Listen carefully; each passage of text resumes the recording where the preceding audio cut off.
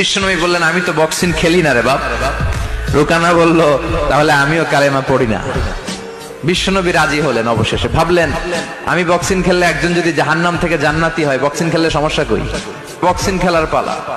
রুকানা বলে, মোহাম্মদ তুমি মারো। বিশ্বনবী বললেন, তুই মার, কারণ আমি মারলে ওই মায়ের হজম করার ক্ষমতা তোর নাই। বিশ্বনবীর এক হাতে জান্নাতি 40 জনের শক্তি ঢুকায় দিছে কে? তো বিশ্বনবী মাইট দিলে এটাও হজম করতে পারবে? কথা কর। এই হাতটা দিয়ে বিশ্বনবী রুকানার ডান কাঁধে এভাবে টাচ করলেন।